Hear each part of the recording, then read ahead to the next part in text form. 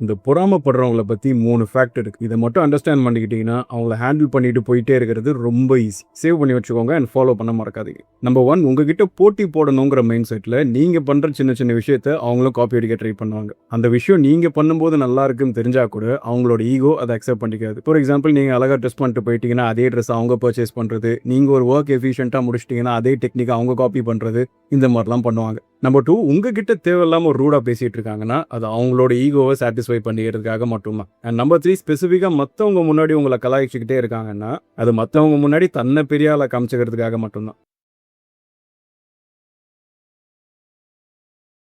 நம்ம எல்லாருமே கேள்விப்பட்டிருப்போம், ஒரு கழுகு ரொம்ப உயரத்துல அந்த மேகத்துக்கெல்லாம் மேல பறக்கும் அப்படின்னு. அப்படிப்பட்ட கழுகு கிட்டே போய் வம்பளுப்பாரு நம்ம காக்கா. அதை பறக்கும்போது அது மேலே உட்காந்துக்கிட்டு கொத்துறது, கீறுறது, எல்லா வேலையும் பண்ணும். அந்த கழுகு நினைச்சதுன்னா ஒரே அடியில கதையை முடிச்சுட்டு போயிடும். ஆனா அந்த கழுகு எந்தவித ரியாக்ஷனும் கொடுக்காம மேல உயர்ந்து போய்கிட்டே இருக்கும். மேல உயர்ந்து போக போக காத்து ரொம்ப மெலிசாக ஆரம்பிக்கும். அப்படி ஆகும்போது அந்த காகத்தினால மூச்சு விட முடியாது, அதுவே கீழே விழுந்தோம். இதே மாதிரிதான் உங்களுக்கும். எந்தவித ரியாக்ஷனும் காமிக்காதீங்க, உயர்ந்து போய்கிட்டே இருங்க. உங்களை சுத்தி உள்ள டிஸ்ட்ராக்ஷன்ஸ் அண்ட் டிஸ்டர்பன்சஸ்லாம் அதுவே கீழே விழுந்துடும்.